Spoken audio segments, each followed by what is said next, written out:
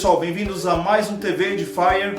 Sou Kleber Kashima com o grande Felipe Machado aqui. Obrigado pelo convite. Nosso convidado de hoje, guitarrista fundador do Viper, escritor, jornalista, tem aqui até um trabalho solo também, né, Felipe? Solo. Livro aqui, tem livro infantil também, né? Um monte de livro. E vamos bater um papo hoje, né, com o Felipe, contar um pouco sobre o seu início, seu primeiro interesse pela música, como que foi? Olha, a minha família sempre foi uma família muito musical, assim, muito ligada à música, principalmente por causa do meu pai. Meu pai era jornalista. Meus pais, os dois, né, meu pai e minha mãe são jornalistas. Meu pai era jornalista de música. Ele chegou a ser jurado daqueles festivais da Record. Ele foi um crítico de música, assim, escrevia muito sobre música. Então a gente cresceu muito nesse ambiente. Muitos músicos assim daquela época da Tropicália frequentavam a nossa casa, né, quando a gente era criança. E meu pai ouvia muito Beatles, a gente ouvia muito música brasileira, muito Beatles quando era criança, né, eu e meu irmão. E a gente logo muito novo, a gente também teve a sorte de morar no mesmo prédio que o Pete e o Ives Passarel, que também estavam se interessando por música. Então a gente desde criança começou a ter essa coisa essa amizade, né, de criança, assim, mas convivendo com... Então eu mostrava, olha, eu ouvi essa música, olha que legal. Então a gente começou a trocar informações sobre música, né? E logo virou uma paixão, né? A gente começou aquela coisa... Eu comecei a tocar tocando violão, aquela coisa antigamente, vamos fazer aula de violão. Fazer primeiro violão. Os pais faziam assim, vai ter uma aula de violão em casa, chama o professor em casa. Era uma coisa bem comum. E eu comecei a ter aula de violão assim. Depois do tempo, daí passei pra guitarra, né? Claro, comecei a tocar guitarra. Mas eu acho que uma coisa legal de quem tá começando é que é sempre importante fazer as aulas e tal, mas é sempre importante você também tocar com outras pessoas. Interagir. Porque aquela coisa da gente, né? O músico que tipo, você começa a fazer aula sozinho, você toca, você pode aprender e tal, mas eu acho que você cresce realmente quando você começa a tocar com outras pessoas. Com certeza. Porque você começa a trocar informações sobre música e ter até uma certa competição entre quem está aprendendo a tocar. É saudável, que é assim, olha, tirei esse solo, putz, o cara tirou, vou tirar um outro. Daí você vai tocando e vai interagindo, porque a música, ela não é só uma coisa técnica de você aprender a tocar, né? Então isso foi uma coisa que foi determinante até pro próprio sucesso do Viper, para a própria banda, vamos dizer assim, deslanchar. A gente não apenas gostar de música, gostar de tocar e tal, mas gostar de tocar junto. E ter uma relação de amizade com quem você toca. É interessante que então o Viper foi desde criança, assim, já era uma coisa que começou lá desde sim. Seu início. A gente era amigo do prédio, né, como eu falei, depois a gente morava no mesmo prédio, o André Matos morava do lado, a gente se encontrou nessa época de muito novo. E então é uma fase que você está descobrindo as coisas e tipo, vamos tocar uma música, vamos tocar a música do Iron Maiden, depois você começa a fazer umas músicas meio parecidas com o Iron Maiden, você começa, mas isso aqui dá certo, isso não. Então o próprio desenvolvimento, acho que do músico profissional, assim, da própria criatividade do músico, vem muito dessa interação com as pessoas que você convive.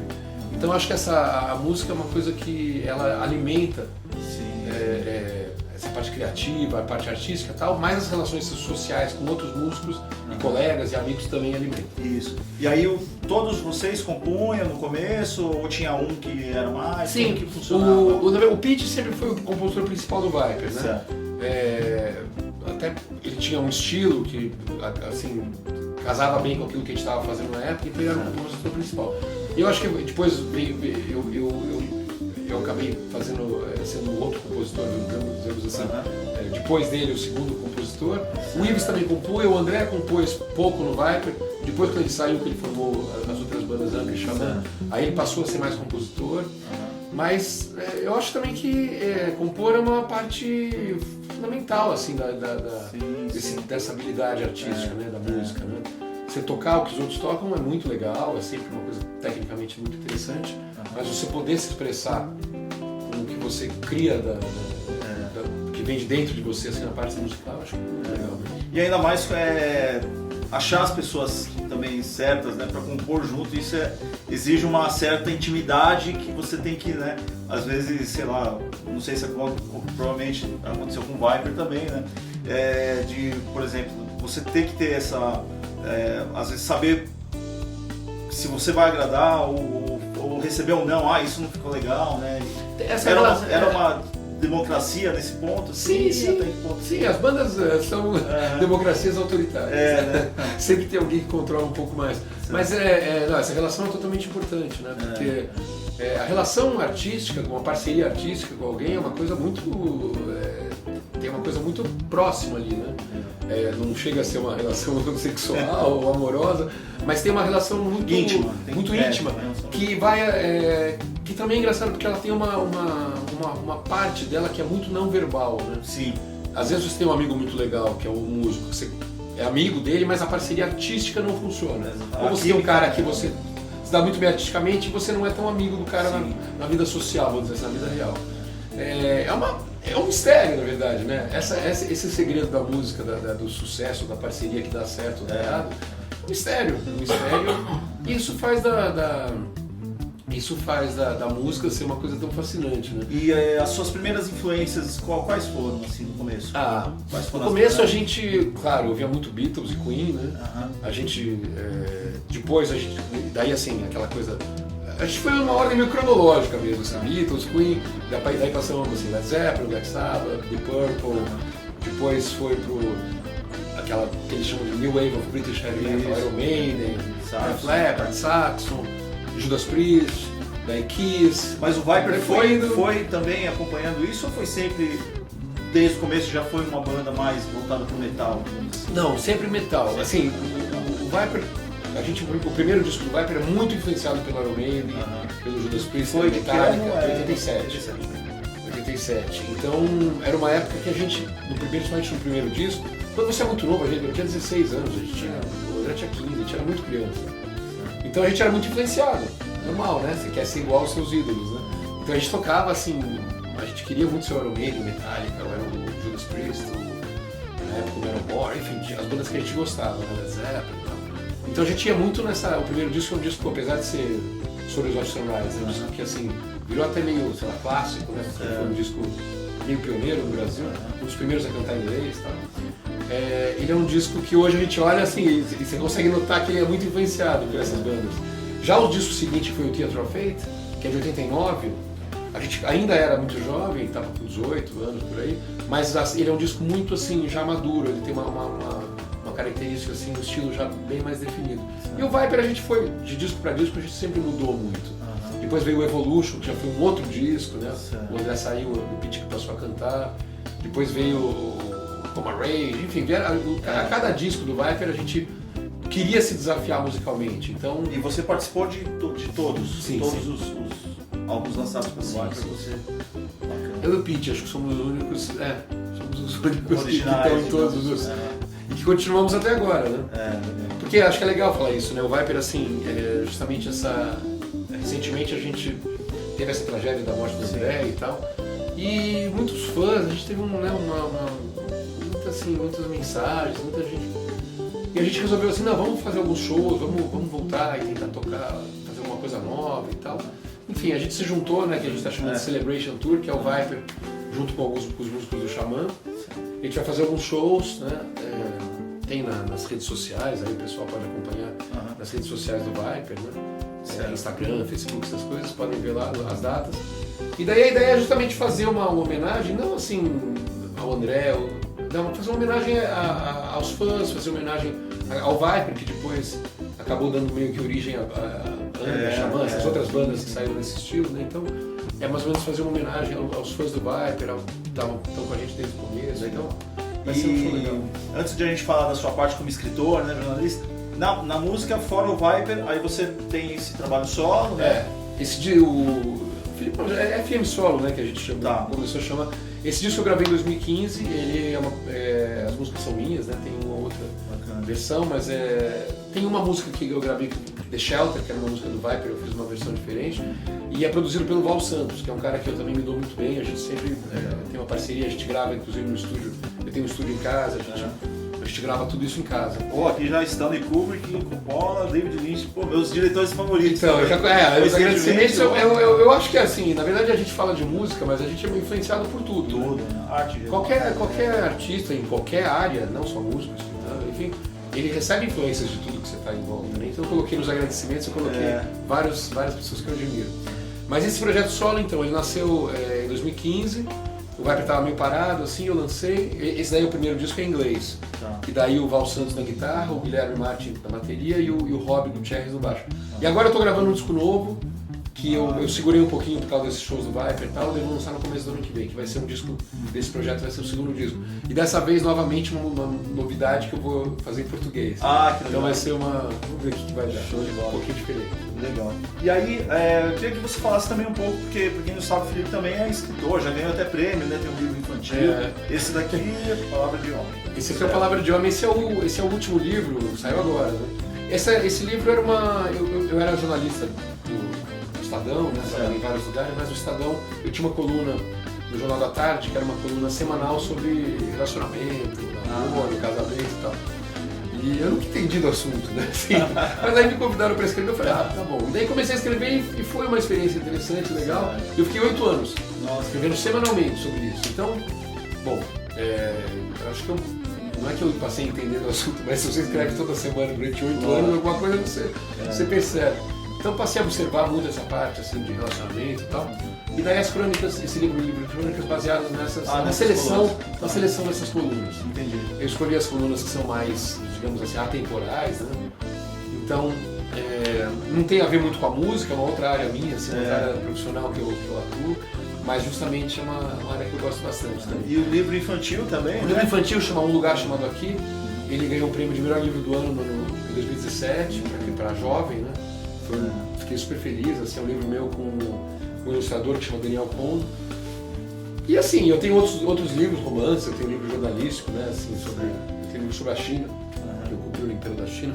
Enfim, tem vários livros também, porque eu não gosto de ficar parado, assim, eu tô sempre querendo me expressar e fazer coisas ou com música, ou com literatura, ou escrevendo roteiro, ou escrevendo, enfim, sempre nativo, assim, eu gosto bastante dessa parte de criatividade. Show. E quais são as dicas que você dá para quem está assistindo em relação a viver de arte, né? Não só música, mas também você como escritor, como um artista em geral, né? Como que você consegue viver de música e o que você pode dar de dicas assim pela sua experiência? Bom, uma pergunta assim, né? São atividades bem diferentes, assim, né? Na música, por exemplo, eu acho que tem mais ou menos 2 caminhos. As pessoas tem aquele músico mesmo, né? Que é aquele cara assim, ele dá uma aula hoje, ele toca, por exemplo, num bar à noite, toca num casamento, faz uma gravação de estúdio, né? Que é o meu caso. Músico geral, né? Que é um músico profissional, né? Você atua em várias áreas, é um caminho, né? Tem até aquela frase, ou você quer viver de música ou quer viver da sua música, né? Tem gente que são coisas também. Não, então, exatamente. Que é o mais difícil no seu caso, viver exatamente. de som autoral também. Essa parte, o Viper é um caso um pouco à parte porque já está há muitos anos já na estrada. Certo. Mas, vamos dizer assim, eu acho que tem esse caminho então do músico profissional, vamos dizer assim, né? Que é o cara que leva como uma profissão mesmo.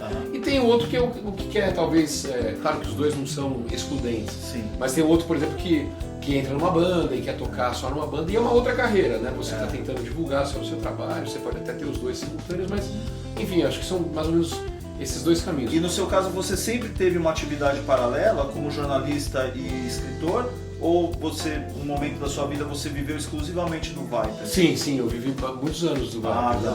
A gente até, vamos dizer assim, até começo dos anos 2000, um pouquinho assim. Certo.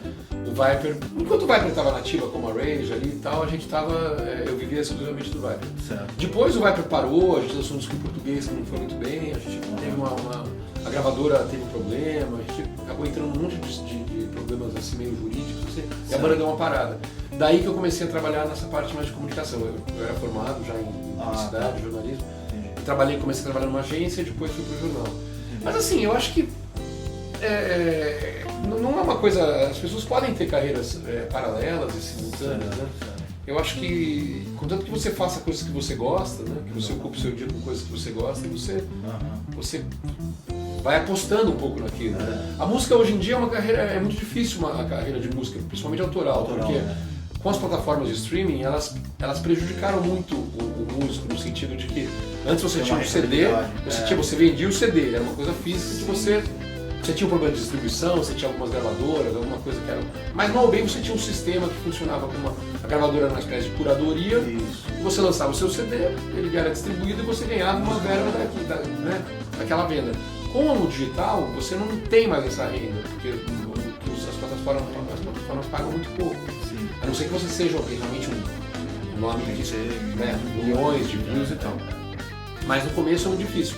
E também é difícil porque como você não tem enfim, você tem que brigar com nomes grandes para você fazer um show, mas ganha com show. Mas o show também é difícil, porque bandas novas é difícil levar gente aos shows, né? Tem que construir todo um público, né? Uma tarefa, então, é assim, o que é importante é você usar a internet o que ela tem de bom, que é a divulgação, a distribuição. Então, Facebook, né, redes sociais, criar uma comunidade por meio da internet, né, através da internet. Então, se a internet tornou difícil essa parte de vender música fisicamente, usa o que a internet melhorou, que é aproximar as pessoas, ferramentas de marketing digital, né? Usa mesmo isso. Tem muitas bandas que têm feito isso, canal de YouTube, daí posta o vídeo, tem um perfil no Instagram legal, posta bastante conteúdo interessante, faz eventos, chama as pessoas, organiza festa, toca na festa, dá brinde, faz camiseta, vai com a camiseta, vende a camiseta. Todo esse ecossistema da banda, hoje em dia é muito mais, se tornou mais fácil essa parte com a internet. Então, para você conseguir vender a sua música, você tem que tomar muita conta, tem que tomar conta de uma maneira muito profissional, muito assertiva dessa parte de redes sociais, de marketing digital. Eu acho que essa é uma dica que, enfim, não é nem uma dica, assim, é uma obviedade no dia de hoje, é uma coisa necessária, porque as bandas têm feito e acho que é um caminho legal. Perfeito. Então, vamos fazer um ping-pong rapidinho aí, só para finalizar.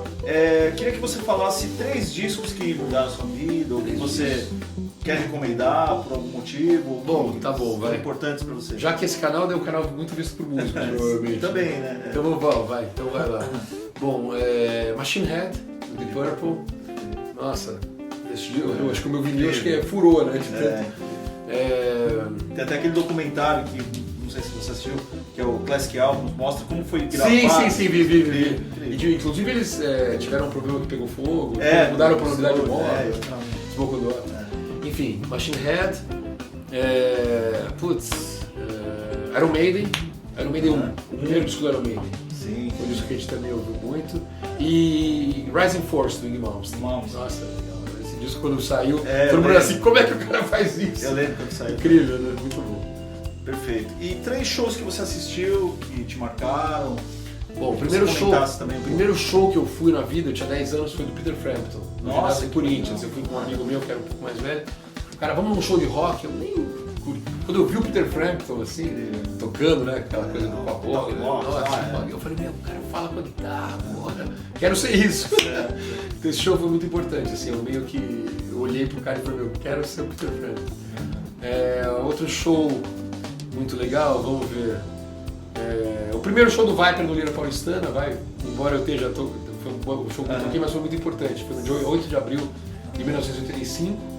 Foi o dia que a gente considera que é o dia que começou mesmo, que é oficial da estreia do Viper. É o dia que a gente comemora todo ano. Inclusive a gente tem um evento que chama Viper Day. A gente comemora no dia 8 de abril, a gente comemora todo ano. E o terceiro show que... eu vou falar do show do Slayer, que eu fui ontem.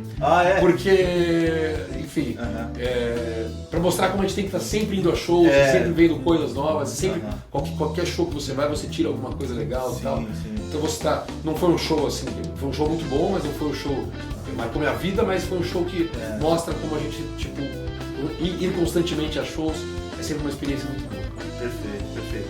E pra finalizar, 3 músicos, guitarristas, não precisa ser guitarrista, pode ser também músicos que te influenciaram, que foram importantes pra você. Vou tentar não falar de Jimi Hendrix, senão todo mundo vai falar de mim. Jimmy Page, acho que foi, pra mim, nossa, quando eu ouvia lá, assim, Led Zeppelin 2, né, quando eu ouvi Heartbreaker, o mesmo Led Zeppelin 4, o mesmo solo de Starting to Heaven do Paul Hilder, Jimmy Page é um guitarrista que eu sempre ouvi muito. Ed Van Halen também é um guitarrista que eu sempre ouvi muito, é um cara que, poxa, quando você começa a ver o Two Hands, né, tudo bem que podia ter um cara que já fez antes, uma coisa ou outra, mas o jeito que ele usou foi um jeito realmente muito muito inovador, né? Sim. E vou falar um guitarrista, The Edge, guitarrista do YouTube, The Edge. É um guitarrista que a gente não, às vezes não presta muita atenção porque ele não é mais rock, ou não tem aquela coisa de fazer solo, mas é um guitarrista que cria climas, muito bom compositor. Texturas, né? Tem texturas, ele incrível, consegue fazer sons muito diferentes da guitarra. The Edge. Tem até aquele documentário que eu tenho o próprio Jimmy Page, The Edge. E o Jack White, né? né? O Jack White, Que é o... todo volume. Né? todo volume. Então é realmente legal ver como é que ele pensa em termos de guitarra. É totalmente diferente do que a gente pensa quando vai tocar em rock. A gente pensa em riffs e tal, ele já pensa em climas, em texturas. Bem legal, tem guitarristas aí. Legal. Então é isso aí, pessoal. Queria agradecer aí o Felipe Machado, muito obrigado pela participação e obrigado por ter assistido aí. É isso aí, Valeu. até a próxima. Valeu. Até mais.